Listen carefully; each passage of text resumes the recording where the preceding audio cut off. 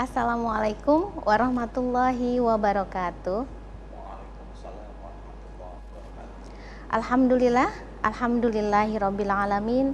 Assalatu wassalamu ala asrofil anbiya'i wal mursalin wa ala alihi wa ashabihi ajmain, amma ba'du. Pemirsa RCTV yang berbahagia dimanapun Anda berada, jumpa lagi bersama kami dalam program Ramadan Menyapa. Program ini merupakan dakwah keislaman spesial di bulan Ramadan yang disiarkan langsung dari studio RCTV pada pukul 16.00 sampai dengan pukul 17.00 waktu Indonesia Barat. Nah, program ini terselenggara atas kerjasama Lembaga Penelitian dan juga Pengabdian kepada Masyarakat dengan Radar Cirebon Televisi. Hari ini saya Wulandari yang akan memandu acara kita selama 1 jam ke depan. Pemirsa RCTV yang berbahagia, di era digital yang semakin berkembang saat ini, tentunya pendidikan Islam itu memperoleh tantangan yang signifikan sekaligus peluang yang menggiurkan di abad 21 ini. Artinya pendidikan Islam dengan hadirnya teknologi digital itu mampu merubah pendidikan secara menyeluruh, mengubah cara belajar kita, mengubah cara kita berkomunikasi, dan mengubah cara kita berinteraksi dengan dunia saat ini. Alhamdulillah di sini sudah hadir bersama kita Dr. Muhammad Ali, MPD. Beliau merupakan Civitas Akademisi YIN Syekh Nurjati Cirebon dan juga merupakan Ketua PJJ PAI YIN Syekh Nurjati Cirebon. Baik, mari kita sapa terlebih dahulu narasumber kita yang sudah hadir. Assalamualaikum warahmatullahi wabarakatuh, Bapak. Waalaikumsalam warahmatullahi Masya wabarakatuh, Mbak Allah. Wulan dan Apa pemirsa kabar, semuanya. Bapak? Kabar baik. Kabar baik ya, bulan gimana? penuh berkah. Bulan penuh berkah. Terus gimana nih Pak, lancar puasanya sampai saat ini ya? Alhamdulillah sampai hari ke-17. Ke-17, Masya Allah, tidak lancar. terasa ya Pak ya. Kita sudah memasuki hari yang ke-17. Betul. Masya Allah, Alhamdulillah sehat-sehat terus ya, Pak Muhammad Ali. Dengan saya tahu Bapak sangat sibuk ya, tentunya di program PJJ PAI ini makin banyak program-program terobosan untuk menuju cyber ya Pak ya. Betul. Insya Allah. Begini Pak Dokter, hari ini kita akan membincang sebuah tema yang saya pikir ini sangat menarik terkait tentang pendidikan Islam pada era digital, gitu ya. Jadi untuk segmen pertama ini kita akan memberikan pengantar. Kira-kira dari Dokter Pak Ali bisa memberikan pengantar terkait tema kita pada hari ini. Oke. Ketika kita berbicara pendidikan Islam, ini sangat menarik di era global dan era penuh tantangan ini. Tentunya pendekatan-pendekatan dalam pendidikan juga sekarang sudah berubah. Dulu kita kenal pendekatan pendidikan itu hanya ada 2, yakni pedagogik dan andragogik. Tetapi di era digital sekarang kita mengenal 3 istilah lagi, yakni hutagogi. Pendekatan hutagogi itu mengajarkan kepada siswa-siswi, yakni untuk mengembangkan dirinya sendiri.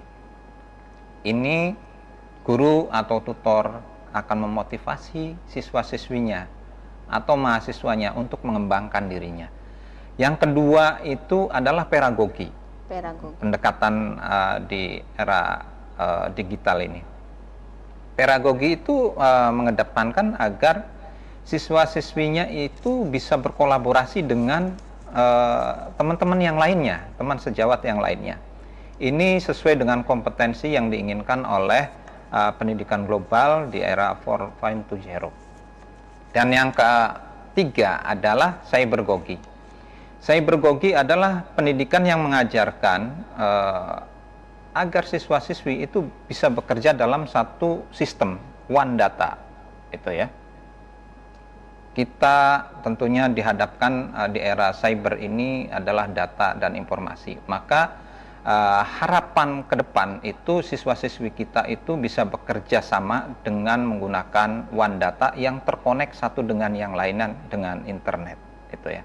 Tapi yang tak kalah penting itu tanpa menghilangkan nilai-nilai akhlakul karimah yang telah diajarkan oleh Rasulullah, para sahabat, para aulia, para ulama, dan para guru-guru kita. Itu yang terpenting.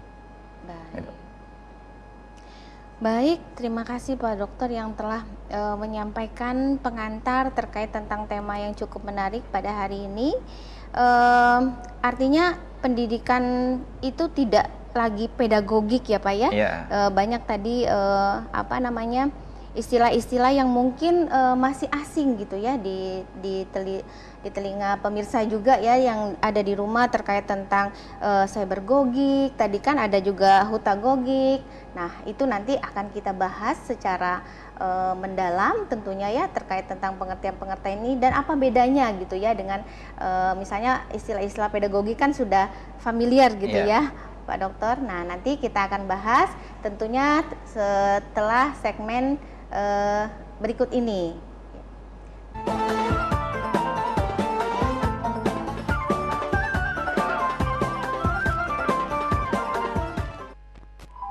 Oke. Baik, kita akan melanjutkan.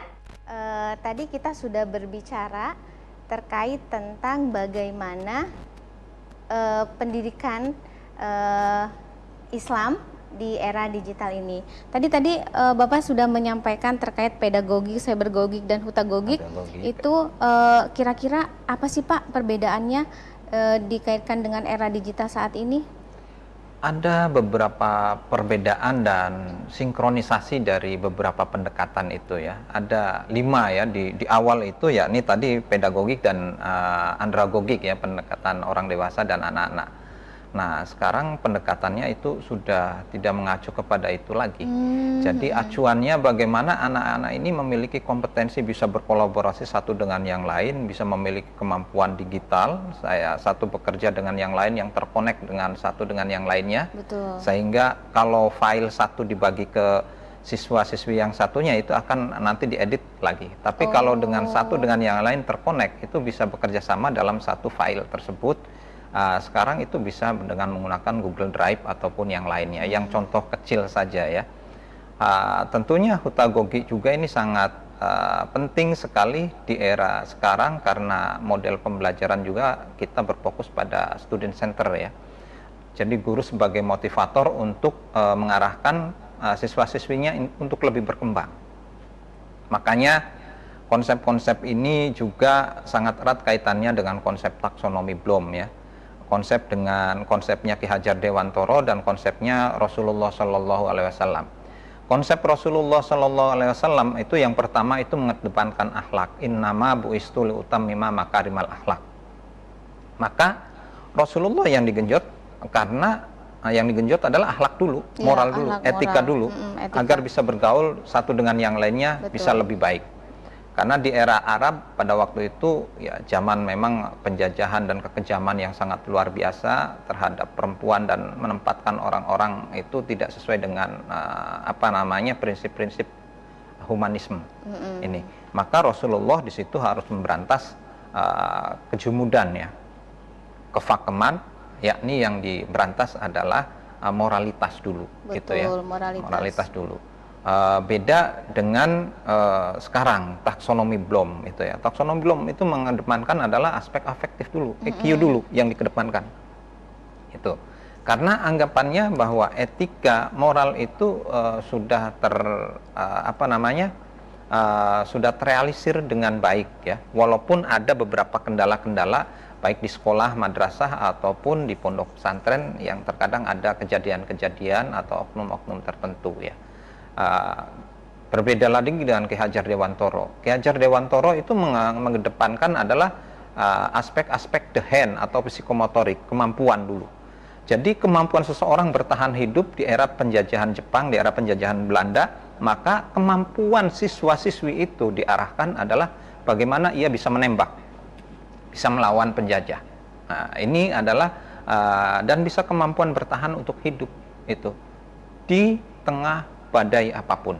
Ini merupakan konsep-konsep pendidikan di mana ditenggarai oleh faktor sosial dan ekonomi yang berkembang ya, serta politik yang berkembang di sebuah negara. Rasulullah di Arab, taksonomi Bloom di benua Eropa, dan Ki Hajar Dewantoro di Indonesia. Ini sangat luar biasa sekali ya. Dan ulama kita juga yang sangat luar biasa, yakni tentunya Syekh Syarif Hidayatullah, Syekh Nurjati yang sangat luar biasa, Mbah Wu Cirebon Girang, itu menerapkan sesuatu itu prinsip-prinsip humanisme dalam pendidikan, gitu ya, dalam pendidikan. Dan multikultur itu ia kedepankan untuk membangun sebuah bangsa atau negara yang dinamakan pada waktu itu Nagari Cirebon. Nagari Cirebon, ya. Dan ini sangat-sangat, kalau kita korelasikan satu dengan yang lainnya, memang ada sanad yang sangat luar biasa itu ya.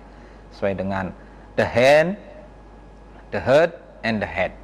Kalau taksonomi Bloom itu yakni afektif, kognitif, dan psikomotorik ya, itu. Kalau Ki Hajar Dewantoro, the hand, the heart, and the head, itu ya. Bagaimana hati seseorang, gitu ya. Hati seseorang bisa memiliki jiwa yang penuh pemaaf dan penuh pemurah, itu. Baik, Pak Dokter, ini menarik sekali ya topik kita saat ini tuh. Tadi ada istilah-istilah yang menarik, the hand, the heart, and the head. Nah, kita akan lanjutkan bincang kita terkait nanti topik pendidikan Islam dalam era digital, dan kami ingatkan juga kepada para pemirsa untuk bisa berpartisipasi aktif melalui line telepon yang tertera di layar kaca pemirsa semua, dan bisa berbagi pengalaman juga. Insya Allah beberapa pertanyaan yang masuk akan kami jawab dengan sebaik mungkin. Pemirsa jangan kemana-mana, karena setelah ini kita akan lanjutkan kembali setelah jeda pariwara berikut ini.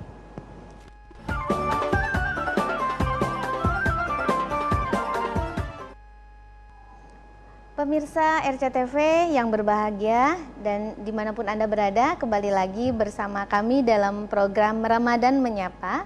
Program ini adalah program dakwah keislaman yang akan ditayangkan setiap hari spesial pada bulan Ramadan pada pukul 16.00 sampai dengan pukul 17.00. Nah, program ini terselenggara atas kerjasama Lembaga Penelitian dan Pengabdian kepada Masyarakat dan juga Radar Cirebon Televisi. Baiklah, tadi kita akan melanjutkan bincang-bincang kita tadi terkait tentang bagaimana pendidikan Islam di era digital. Tadi sudah diberikan pengantar ya dari Pak Dr. Muhammad Ali terkait tentang bagaimana sih konsep pendidikan baik itu yang ada di Indonesia, konsep pendidikan Islam dan konsep pendidikan yang di Barat ya. Tadi juga ada istilah-istilah nih yang saya pun juga masih kurang familiar ini. Nanti ada pedagogik ya, tadi cybergogik, hutagogik, terus ada istilah-istilah the hand, the heart, dan the head. Nah, itu menarik sekali. Nah, pada sesi segmen sekarang ini adalah pendalaman materi, Pak. Jadi tadi sudah diberikan pengantar oleh Pak Dokter. Nah, sekarang adalah pendalaman materi, penjelasan secara komprehensif terkait istilah-istilah tadi. Oke. Ki Hajar Dewantoro memberikan beberapa istilah dalam dunia pendidikan Islam. The hand artinya seseorang itu memiliki kemampuan ya, memiliki kemampuan. Jadi pendidikan itu salah satunya harus mendidik dengan cara yakni apa? Seseorang itu memiliki skill. Oh, skill. Memiliki skill.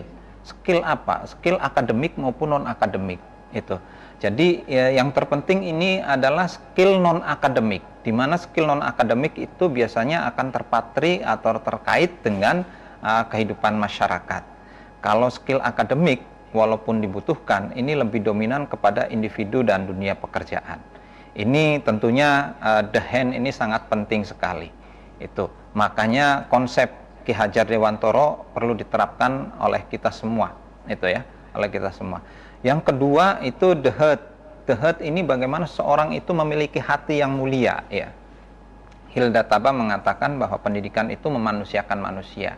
Jadi bagaimana cara guru memanusiakan manusia? Tentunya kalau konsep Rasul memberikan contoh yang baik, ya, memberikan contoh yang baik. Nah, untuk memberikan contoh yang baik di era digital ini dengan model pembelajaran yang serba online dan lain sebagainya, ini memang agak sedikit sulit. Makanya para guru diharapkan bisa memberikan konten-konten yang edukatif dan bisa menggugah motivasi-motivasi dan menyentuh hati para peserta didiknya. Ini yang terpenting di era sekarang. Jika konten-konten kreator tidak menyentuh hati dan pemikiran serta mau mengubah mindsetnya, maka ini akan terjadi efek domino dalam dunia pendidikan yang sangat luar biasa, karena aspek afektif atau attitude, etika, moral itu tidak akan terjangkau. Bahkan dalam dunia pendidikan itu sekarang siswa-siswi kadang ke gurunya itu dengan menggunakan hello, bukan kalau dulu kan assalamualaikum Pak, sekarang hello Pak, itu kan. Jadi ini sudah berbeda ya, sudah berbeda. Itu the hand, the heart, itu memiliki hati yang sangat mulia, terpatri dalam diri masing-masing itu dan terimplementasi dalam kehidupan bermasyarakat atau kehidupan di rumah ataupun kehidupan di sekolahnya. Lalu the head itu adalah bahwa pendidikan itu salah satu diantaranya harus mencerdaskan sesuai dengan amanah undang-undang. Itu. Nah, ini amanah undang-undang itu harus dijaga oleh kita semua, bukan hanya oleh guru saja, tetapi oleh pemerhati pendidikan, para politisi, para pemerintah, lalu tokoh-tokoh masyarakat, tokoh agama. Itu tanggung jawab kita semua. Orang tua. Jadi bukan tanggung jawab guru saja pendidikan ini, bukan tanggung jawab kepala sekolah saja atau pondok di kiai atau ustadz atau yang lain, tapi tanggung jawab kita bersama. Makanya pemerintah itu memiliki undang-undang di mana pendidikan itu adalah jaminan dari negara, tapi di situ juga diatur bahwa di situ ada warga negara juga yang ikut bertanggung jawab di dalamnya.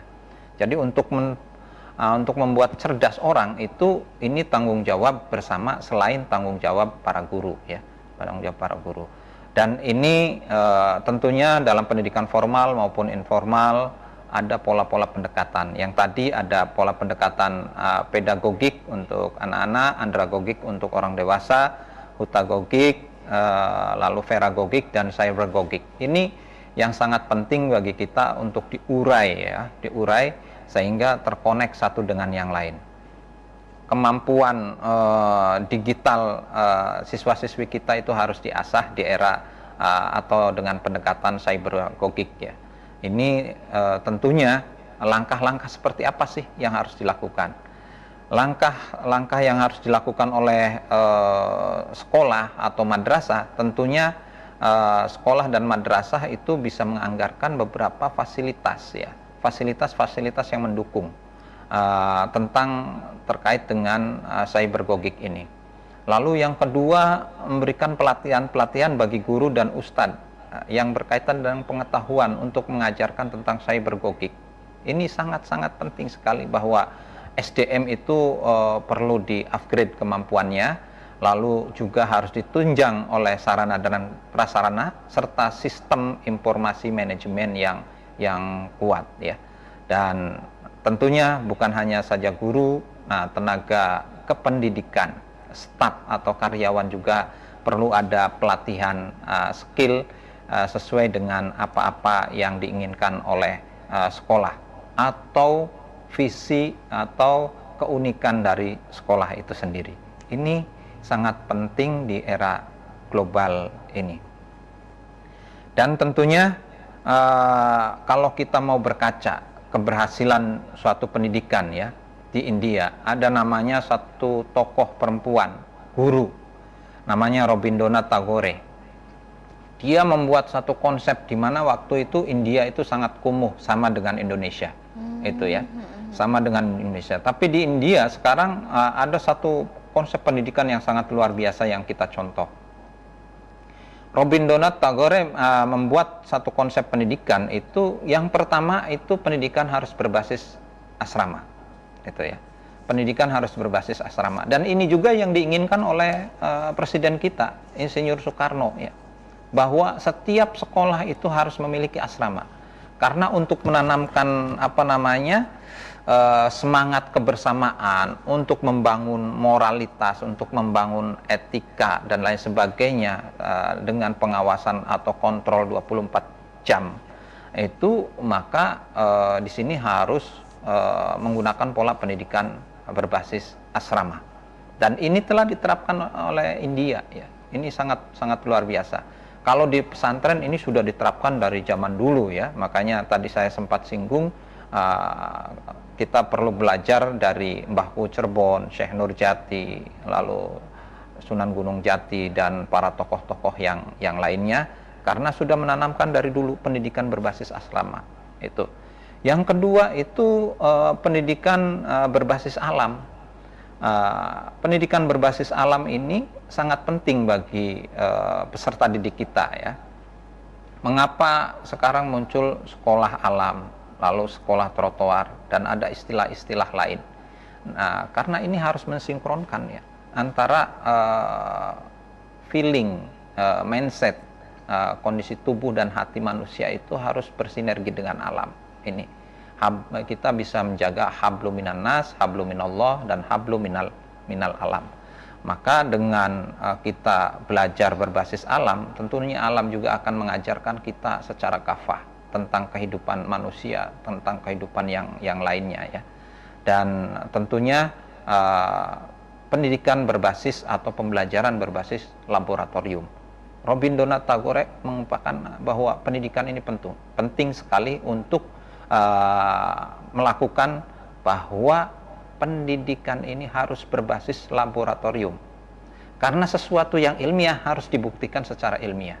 Ini tidak bisa dibuktikan secara asumsi atau hanya omong-omong belaka. Maka harus dibuktikan berdasarkan data-data yang ada di laboratorium, uji coba secara ilmiah.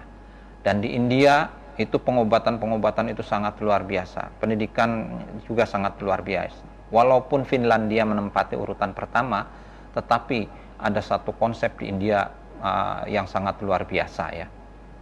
Dan kalau kita berkaca di wilayah 3 Cirebon ya, pendidikan yang sangat luar biasa, dari pendidikan pondok pesantren di Buntet Pesantren, lalu di Ciwaringin, di Gedongan, di Serang, itu sangat-sangat luar biasa. Para ulama, para kiai kita yang ada di pondok-pondok tersebut itu mengajarkan yang pertama itu tentunya kedisiplinan dan moralitas, itu ya, etika.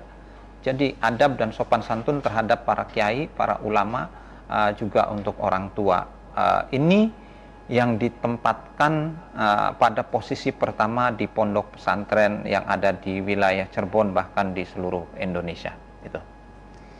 Baik, terima kasih Pak Dokter, luar biasa ini penjelasan dan pendalaman materi terkait tentang pendidikan Islam di era digital ini. Ada hal-hal tadi yang saya catat ya terkait tentang bagaimana kita berkiblat dengan pendidikan yang ada di India gitu ya, Pak Dokter. Nah, pendidikan-pendidikan yang tadi disebutkan, pendidikan berbasis asrama, pendidikan berbasis alam, dan pendidikan berbasis laboratorium, nanti akan kita kupas tuntas setelah segmen berikut ini.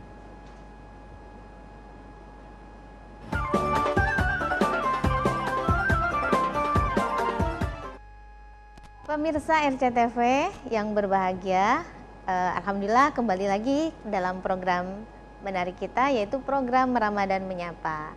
Nah, tadi Pak Dr. Muhammad Ali sudah memaparkan terkait tentang model-model pendidikan-pendidikan ya. Ada beberapa istilah yang saya sendiri pun masih cukup tidak familiar gitu ya. Taunya memang hanya pedagogik ya, tapi ada semacam tadi istilah-istilah andragogik, cybergogik, hutagogik, pedagogik gitu ya Pak Dokter ya. Nah, kira-kira metode-metode pendidikan ini apa saja yang dimaksud tadi istilah-istilah tadi, dan apakah pendidikan metode-metode itu bisa digabungkan antara satu dengan yang lainnya, atau memang harus satu-satu, pedagogik ya harus pedagogik, cybergogik atau bagaimana? Ya. Silakan Dok. Oke. Istilah-istilah tersebut dalam dunia pendidikan ini kan sudah diciptakan oleh pakar ya. Jadi tentunya kalau kita mau elaborasi juga bisa sebenarnya. Kita elaborasi bisa antara hutagogi dan peragogi dengan cybergogi misal jadi satu. Ini kan akan memunculkan teori yang baru. Betul. Biasanya semacam itu.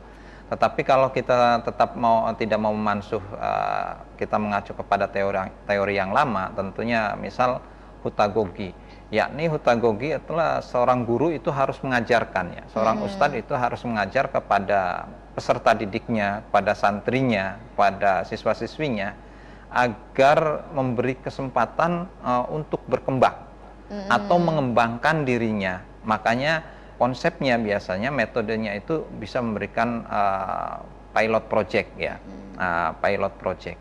Ini pilot project kepada siswa-siswinya atau santri-santrinya. Ketika diberikan pilot project seperti di kurikulum Merdeka, maka anak itu akan bekerja, anak itu akan mengerjakan PR sesuai dengan kemampuannya dan dia akan menggali kemampuannya sesuai dengan kemampuannya sendiri. Mungkin akan berkomunikasi dengan teman-teman yang lainnya. Ini sangat penting sekali memberi kesempatan karena dalam hierarchical need ya, kebutuhan manusia itu seperti teorinya Abraham Maslow itu ada actualization need. Actualization need itu kebutuhan untuk mengaktualisasi dirinya. Dan ini tujuannya adalah guru harus mendorong, harus memotivasi agar siswa-siswinya, para santrinya itu bisa mengaktualisasi kompetensi atau skill atau kemampuan yang ada dalam dirinya. Nah, cara mendorong ini kan bisa berbagai macam. Betul. Ada dengan menggunakan pola-pola. Kalau pola-pola pendidikan zaman dulu itu harus dipaksa. Kalau pola pendidikan zaman sekarang itu tidak bisa. Jadi tentunya ini pendekatan seorang guru, maka ia harus lebih cerdas mendekati pada murid-muridnya ya, atau santri-santrinya, agar tentunya terbangun chemistry ya, terbangun emosionalnya bahwa ini guru kami yang harus dihormati, tetapi perintah-perintahnya harus kami laksanakan. Betul. Ini. Maka dari itu disinilah seni berkomunikasi dari seorang guru ya, seni berkomunikasi dari seorang guru memberikan pendekatan-pendekatan yang sangat luar biasa pada para siswa-siswinya, kepada para santrinya, agar mau menumbuh kembangkan potensi-potensi yang ada dalam dirinya. Ini yang sangat penting. Yang terpenting lagi adalah memberikan reward and punishment. Reward and tetapi punishment. Kalau dalam dunia pendidikan, punishment selalu dikedepankan, itu bisa menjadi baik, juga bisa menjadi buruk ya. Maka akan lebih luar biasa jika seseorang itu selalu diberi penghargaan ya, diberi penghormatan, siswa-siswi kita diberi penghargaan ketika ia berprestasi, maka kita harus beri penghargaan yang sangat luar biasa. Jangan siswa-siswi kita ketika mengalami satu gangguan atau satu apa, maka langsung dikasih punishment. Itu tidak bagus. Di sini perlu ada pendekatan lain, justru akan lebih baik jika menggunakan pola reward ya, memberikan penghargaan terhadap siswa-siswinya. Dan yang kedua itu tentang pedagogi. Pedagogi itu merupakan satu konsep pembelajaran di mana seorang guru itu harus mengajarkan peserta didiknya itu bisa berkolaborasi dengan yang lainnya, itu ya, sesama teman sejawat atau sesama teman SMA-nya di SMA yang lain atau di pesantren yang lain. Mengapa demikian? Karena fenomena sekarang, itu ya, fenomena sekarang itu anak-anak atau peserta didik kan pada bawa HP semua. Betul. Gitu. Jadi mereka sekarang tuh asik dengan HP-nya, termasuk di kamarnya pun mereka menyendiri dengan dengan gadget. handphonenya, dengan gadgetnya, dengan gawainya. Orang tuanya kadang dicuekin, teman-temannya kadang dicuekin, saudara kakaknya itu dicuekin, dia asik dengan gawai atau gadgetnya atau handphonenya. Maka dengan menanamkan pola pedagogik ini, yakni peserta didik bisa berkolaborasi satu dengan yang lainnya, ini akan menumbuhkan jiwa empati, jiwa kebersamaan, jiwa persatuan. Dan disinilah muncul profil pelajar Pancasila. Dikarenakan anak muda sekarang itu mudah terprovokasi oleh berita-berita hoax karena teknologi, pengaruh teknologi. Betul. Sementara mereka tidak mampu menyaring atau ini berita benar atau hoax. Maka di sini perlunya guru untuk memberikan pemahaman tentang hal tersebut, terutama tadi bagaimana bisa berkolaborasi dengan satu dengan yang lainnya. Dan kolaborasi juga ini diinginkan oleh Bill Gates ya. Bill Gates itu seorang pengusaha yang sangat luar biasa, miliarder dunia. Dia menempatkan satu faktor kolaborasi dalam perusahaannya, itu penempatan urutan yang pertama selain memiliki etika ya, atau moralitas atau kejujuran. Ini itu adalah jiwa berkolaborasi satu dengan yang lain untuk menuju satu titik poin atau tujuan bersama atau tujuan perusahaan itu sendiri.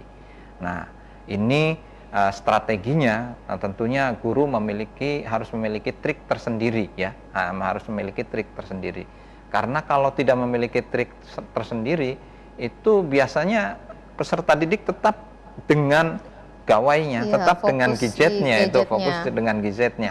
Orang tua saja kadang bapaknya manggil itu kan cuek, masih anak-anak itu dengan handphonenya, ibunya manggil suruh bantu, masih cuek dengan gawainya. Apakah guru bisa melakukan itu? Tidak seperti orang tuanya, itu kan. Nah, disinilah perlu pendekatan rahmatal lil alamin. Ada pendekatan wala taqul lahuma ufin wala tanharhuma wajadilhum billati hiya ahsan. Jadi di sini guru ketika memberikan bantahan terhadap siswa-siswinya, muridnya, anak didiknya, tentunya wajadilhum billati hiya ahsan, dengan cara yang lemah lembut, cara yang baik, dan disisipkan faktor-faktor untuk motivasi dan memberikan semangat. Ini yang terpenting. Seringkali hanya memberikan nasihat, tetapi memotivasinya itu tidak ada, memberikan semangatnya tidak ada. Maka di situ generasi Gen Z sekarang saya juga bisa lihat di YouTube kok, nggak ada saya tidak perlu penjelasan para guru, gitu kan. Betul. Cukup kami melihat di YouTube, buka linknya, maka semua serba ada. Nah, ini tantangan guru-guru kita bagaimana melakukan pendekatan-pendekatan atau seni berkomunikasi secara langsung dengan peserta didik kita ya. Apalagi tadi di era hutagogi dan peragogi ya. Cybergogi ini lebih ini lagi ya, lebih hebat lagi karena kita perang data sekarang. Orang yang menguasai data dan informasi itulah dia yang menang. Dialah yang menang dalam segala hal, itu ya, dalam segala hal. Nah, maka di sini bagaimana peserta didik kita bisa menguasai data dan bisa terkonek satu dengan yang lainnya dalam satu jaringan, itu ya, dalam satu jaringan. Ini perlu ditanamkan di era pendidikan Islam di era digital ini ya. Jadi di pondok pesantren juga bukan hanya mengenal kitab kuning yang secara klasik bentuk fisik, tetapi harus sudah mengenal maktabah samilah dan lain sebagainya. Tahrij hadis itu sudah harus berbasis aplikasi. Penghitungan zakat juga harus berbasis aplikasi. Walaupun ada pola-pola yang lainnya ya. Pola-pola klasikal yang telah diajarkan oleh ustadz kita, kiai kita, guru-guru kita di sekolah ataupun di pondok pesantren ya. Tetapi pendekatan-pendekatan yang baru, hutagogi, peragogi, dan cybergogi ini perlu kita pahami secara bersama karena pasti kita akan menghadapi tantangan itu, mau tidak mau, itu ya, mau tidak mau. Maka di sini perlunya kompetensi seorang guru ya. Makanya kepala sekolah itu harus memberi pengayaan, harus memberikan pelatihan, skill ataupun kemampuan-kemampuan yang lainnya, yakni seni berkomunikasi untuk peserta didiknya. Ini perlu ditanamkan. Makanya Pemda, khususnya Pemda Kota, Kabupaten Cirebon, Kuningan, Majalengka, Indramayu harus menganggarkan untuk itu, karena kita akan menghadapi pendekatan-pendekatan dalam dunia pendidikan sekarang dengan menggunakan 3 pendekatan: hutagogi, peragogi, dan cybergogi gitu. Wah, menarik sekali nih Pak Dokter terkait tentang bagaimana pendidikan Islam ya, dan istilah-istilah tadi cybergogik, pedagogik, dan juga hutagogik. Nah, tentunya nanti yang menarik lagi terkait tadi etika. Nah, etika itu jangan sampai munculnya era digital ini menggerus etika. Nah, padahal etika itu adalah poin utama gitu ya dalam sebuah pendidikan. Nah, pemirsa RCTV yang ada di rumah, jangan kemana-mana. Setelah ini kita akan melanjutkan bincang-bincang kita di segmen terakhir. Oleh karena itu, tetap bersama kami setelah jeda iklan berikut ini.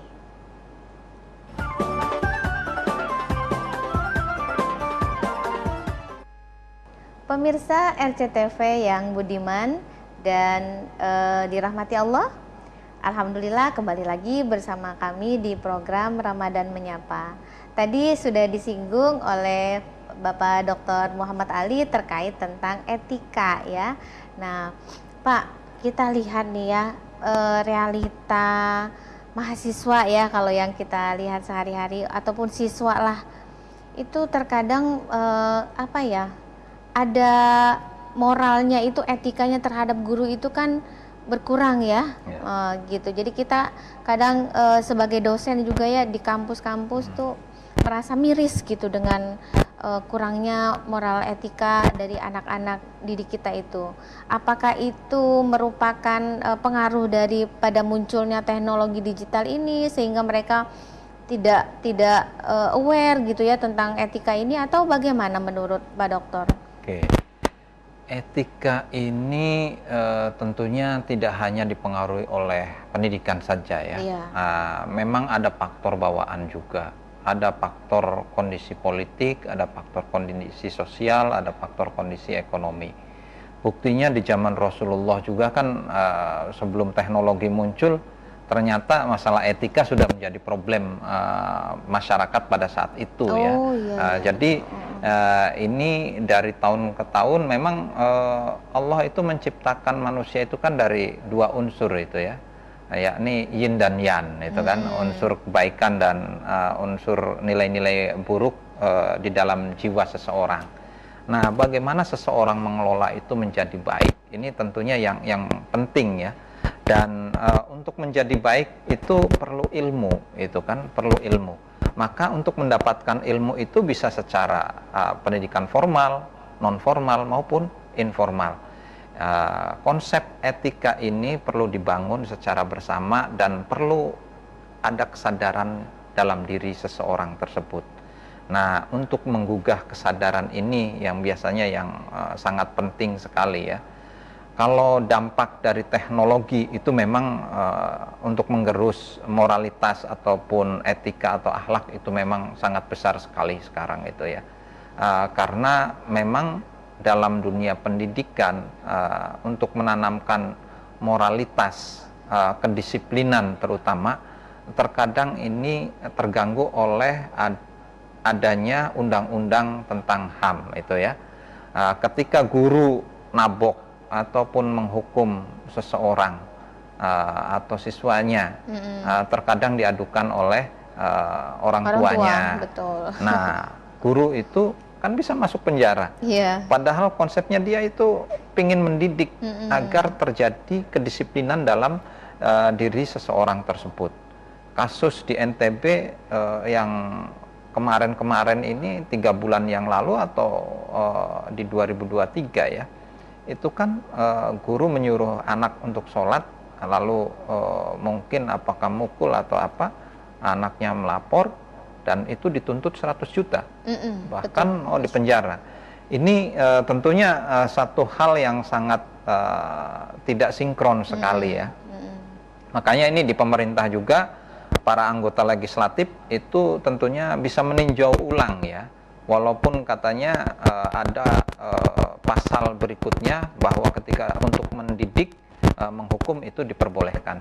Tetapi ada pasal karet yang lain yang mengatur bahwa jika guru menghakimi peserta didik, maka guru itu bisa dihukum sesuai dengan hukum pidana atau perdata itu.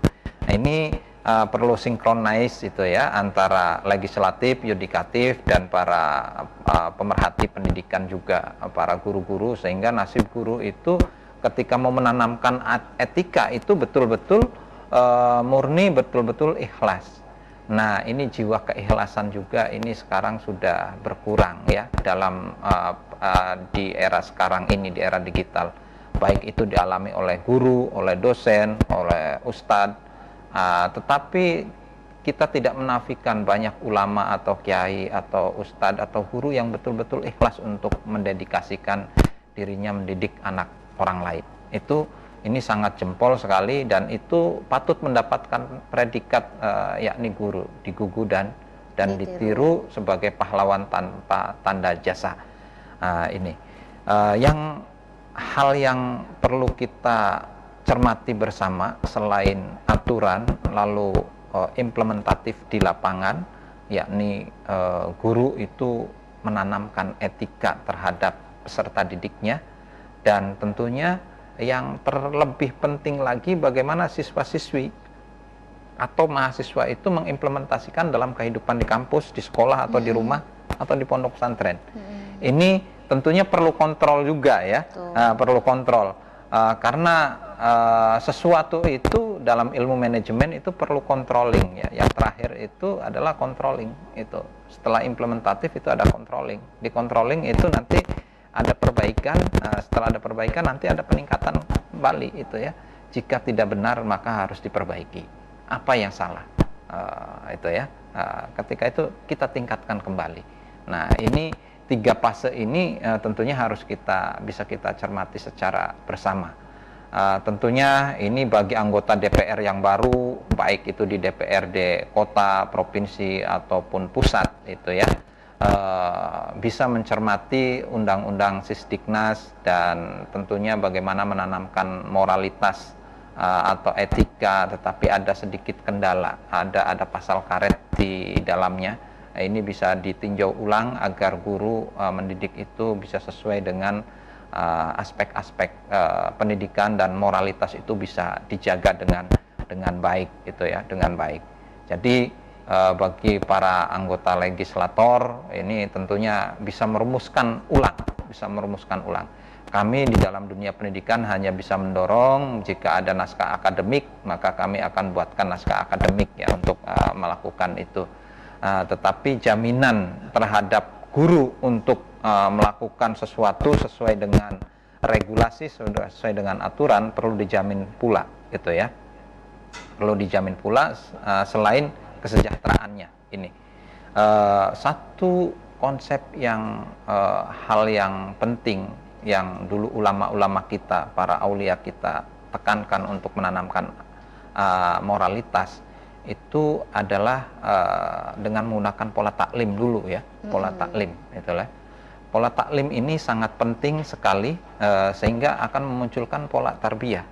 Ketika sudah memunculkan pola tarbiyah, yang terakhir ada pola takdib gitu, untuk membuat orang yang beradab. Maka tadi dikatakan bahwa pendidikan itu untuk memanusiakan manusia, dan tentunya di hari ke-17 ini Al-Quran sebagai hudal linnas, sebagai petunjuk manusia. Makanya di pendidikan di era digital ini tentunya kita teknologi itu sebagai tool, sebagai alat, tetapi nanti ada petunjuk. Tetap kita harus meminta petunjuk kepada yang kuasa. Dengan cara apa? Tentunya dengan cara kita minta petunjuk, ada sanad untuk meminta petunjuk, ada juga bisa yang langsung itu ya. Ada bisa tak langsung, ada yang langsung. Jadi mungkin itu Mbak Wulan yang sangat luar biasa, dan pemirsa terima kasih banyak untuk SCTP juga yang sangat luar biasa memberikan kesempatan, dan mudah-mudahan anggota dewan kita juga bisa membreakdown, bisa meninjau ulang regulasi yang berkaitan dengan regulasi kependidikan yang dikeluhkan oleh para guru dan dosen. Baik, menarik sekali pemirsa RCTV. Tadi saya mau menggarisbawahi, artinya dari penyampaian dan pernyataan yang disampaikan oleh Pak Dr. Muhammad Ali tadi, bahwa masalah etika ini bukan masalah tanggung jawab guru saja, tetapi tanggung jawab orang tua ya, tanggung jawab tenaga pendidik dan juga tadi anggota legislatif ya Pak ya, dalam rangka merumuskan aturan-aturan yang masih belum melindungi ya guru gitu dalam menerapkan tadi etika atau moral. Nah itu menarik sekali. Dan tak terasa ini Pak Dokter, waktu 1 jam sudah berlalu ya. Rasanya masih banyak hal-hal yang mesti kita diskusikan dan kita sampaikan kepada pemirsa. Namun karena waktunya terbatas, kita harus mengakhiri pada program hari ini. Saya ucapkan terima kasih banyak kepada Sama-sama. Bapak Dr. Muhammad Ali MPDI yang sudah meluangkan waktunya bisa hadir dalam program Ramadan Menyapa ini. Dan saya ucapkan terima kasih juga kepada pemirsa RCTV dimanapun Anda berada yang setia yang membersamai kami dari awal, tadi dari pukul 4 sampai dengan pukul 5 ya. Tema yang cukup menarik disampaikan oleh Pak Dr. Muhammad Ali. Mudah-mudahan bisa memberikan manfaat dan wawasan bagi kita semua. Baik, semoga kita senantiasa diberikan semangat ya, semangat sampai nantinya kita menuju kepada hari kemenangan. Terima kasih, saya Wulandari izin pamit. Mohon maaf apabila terdapat banyak kesalahan dan kekurangan. Wabillahi taufiq wal hidayah. Wassalamualaikum warahmatullahi wabarakatuh.